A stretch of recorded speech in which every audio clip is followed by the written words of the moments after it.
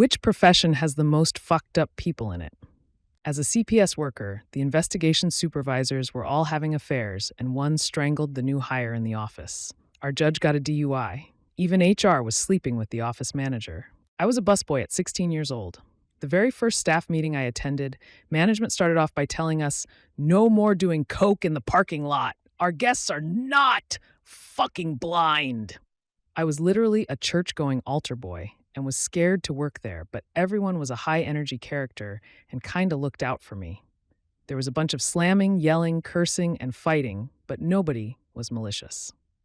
After college, I worked in finance, a boiler room sales office, and those guys were a bunch of entitled, greedy, racist, elitist, narcissistic, violent douchebags.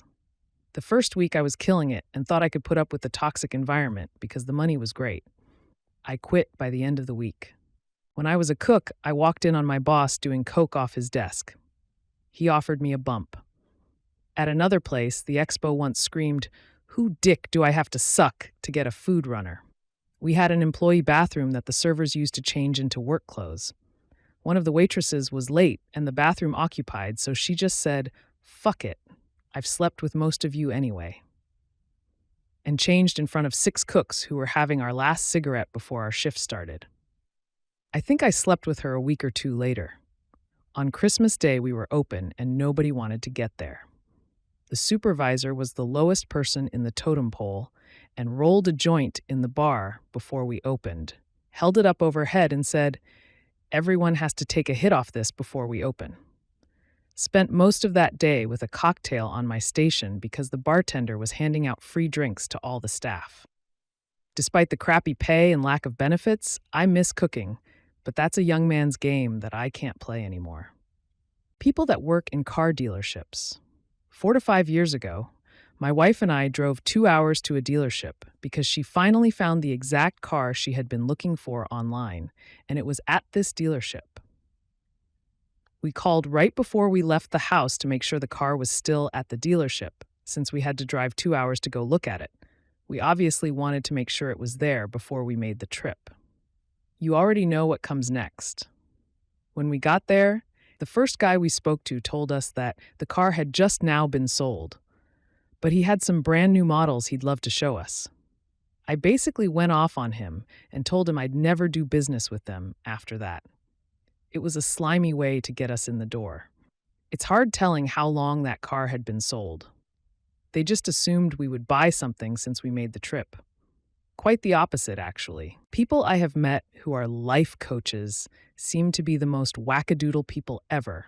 I've had 2 close friends in my life become life coaches. Calling them wackadoodle is close to the truth. They are. But IMO, there is more to it. They want to help people, but have no discerning skills outside of reading too much fad fitness, self-help literature, and being charismatic. Also, are both fairly wealthy but didn't make the money themselves. I think their heart is in the right place, but the wealth, crunchy granola bars, and pseudo-intellectualism many from self-help books melted their brains. Doctors. It is quite a journey, but it changes personalities a lot. And one day you've become this cynical, rude person who is at high risk to ruin your personal life. They have one of the highest suicide rates, and yet they work in multiple jobs, learn and study all their life. It is interesting, but they have to sacrifice a lot, including their family time, and it affects everybody. Also, if you do Smith wrong, you'll hear about it a lot, and quite rarely they'll say thank you. Film industry. Lots of egomaniacs and emotionally unavailable individuals. 10-plus-hour days with lots of unforeseen overtime back-to-back for weeks or months at a time. Then you end up unemployed for months at a time, gearing up for the next onslaught of work. Either always traveling for the job in the middle of nowhere or stuck in a studio. We say, the shit runs downhill. So usually anyone in a higher position feels the need to belittle you. Barely anyone likes to take accountability and will quickly pass on the blame if they can. Again, usually to someone down the chain. Fast-paced, high-pressure environments, crazy amounts of money riding on projects, lots of substance abuse and affairs. Rap parties especially go crazy. The city I'm from has a good film community, so I've had a blast so far. but have definitely endured abuse from the occasional interstate folk and heard other crazy horror stories. HR. They all seem snaky and looking for ways to stab you in the back and sack as many people as possible. Some sort of power trip, I think. Edit. Well, after over 500 upvotes and the few bad stories, I stand by my statement, lol. I've come across some HR that seem to take pleasure in making life difficult and firing people. Seems to be more common than I thought, with everyone having similar experiences. I understand that sometimes they follow orders, but I still think they're smiling assassins. Edit 2. I know that HR are there to look after the company. I know they're not my best friend. I know they're not there to take care of me. I understand that there will be some employees that are expecting to be babied.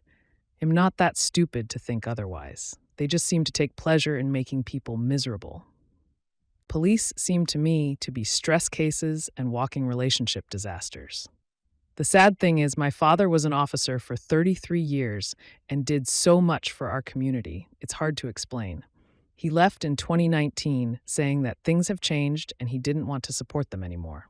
When my father, who is the best man I know, needed to step away, I knew things were irreparable. EMS. High stress, odd hours, and in most of the country, ridiculously low pay. There's a lot of phenomenal medics whose lives are an absolute mess. When I was in high school, I dated a guy who was working as an EMT during his senior year because he was already 18. We lived in a small town and he could do his schoolwork during the downtime at his shifts, so it was a pretty sweet gig for the most part, and he had gotten into it through the volunteer fire department. But this was also around the time they opened a new truck stop on the highway, just posted of our town. It basically in the quiet place between our town and the next town. He ended up working a really bad scene one night when one of those trucks leaving the stop pulled out onto the highway, and a minivan with an entire family from baby to grandparents hit the side of it going at least 60. He thought he was okay afterwards, but one of the people who survived was another teenager at our school, and he saw him in the hallway one day and just broke down. He dropped out and got his GED and applied for college right after that. So it was a good and bad thing, I guess. This was around 2000, so hopefully he's doing okay now. People I have met who are life coaches seem to be the most wackadoodle people ever. I've had 2 close friends in my life become life coaches. Calling them wackadoodle is close to the truth. They are. But IMO, there is more to it. They want to help people, but have no discerning skills outside of reading too much fad fitness, self-help literature, and being charismatic. Also, are both fairly wealthy but didn't make the money themselves.